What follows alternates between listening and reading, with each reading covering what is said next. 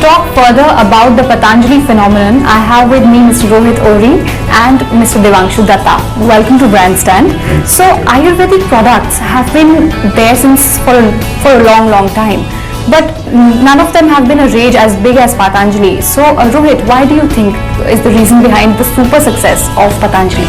I think the first and foremost thing about Patanjali is really about not just what it's done now, but the fact that it had a ground build, right, for a period of time. Baba Ramdev's whole thing about yoga and building awareness about Ayurveda in the country, and then the products came as a natural extension of his efforts for a period of time.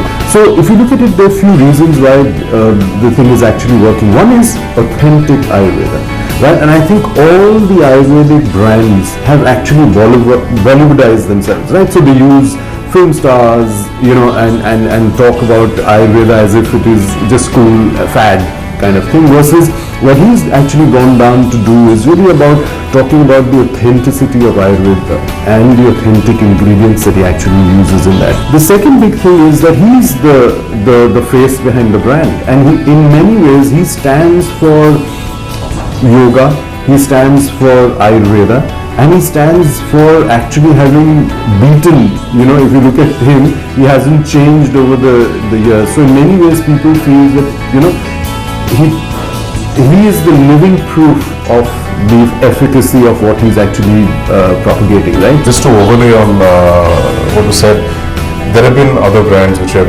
used Ayurveda, Vico's been there, Tata has been there, various other brands have been there, Baidyanath, etc. It was seen as fuddy-duddy. It was seen as something which, the older generations did, but it was no longer cool.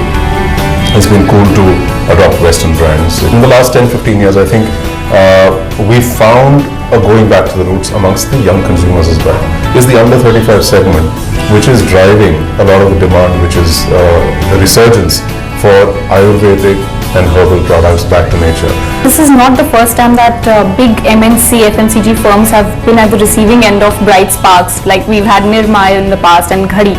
So why do you think these fancy companies with the best of minds get outwitted by these homegrown setups?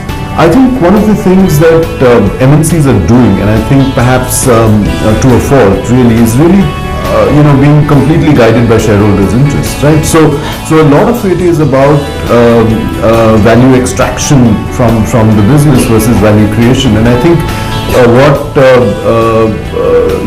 Baba Ramdev and Patanjali are doing is really about, it's not about what's the value to the shareholders, is really about what's the value to consumers. The founder is invested in time, energy, money in the venture, and that makes a whole lot of difference when you're trying to grab percentages and fractions of percentages of market share in a market which is supposed to have been, many of the products in fact are supposed to have been stable products where you really fight for fractions of market share.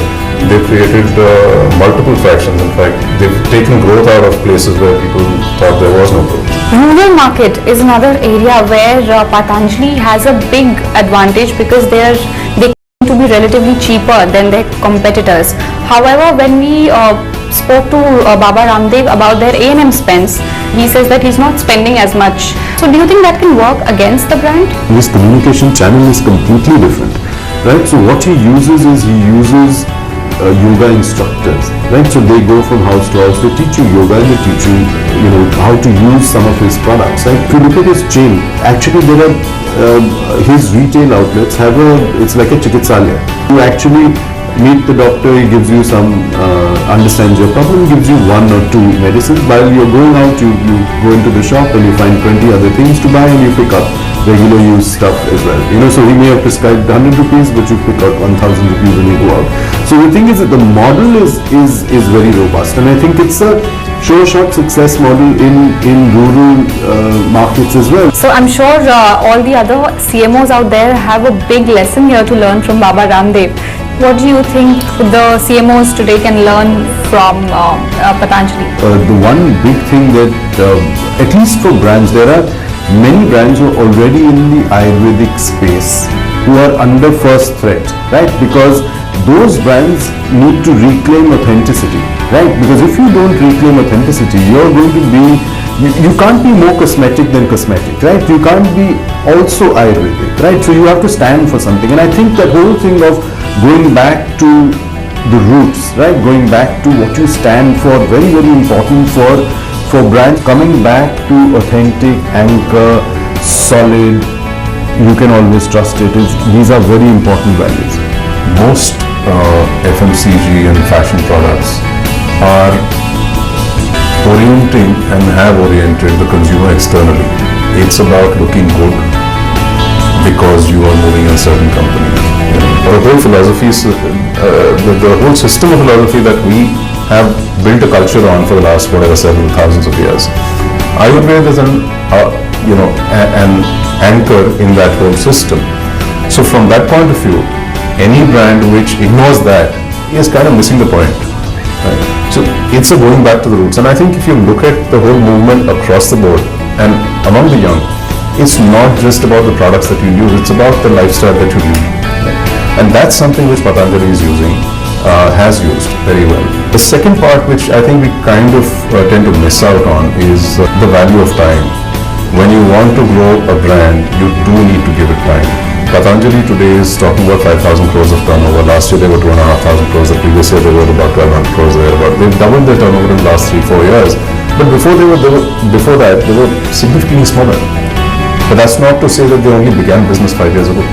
They've been in the business of selling products for a long time. Maybe not at the same scale, maybe not at the same level of sophistication, but they've been doing it for a long time.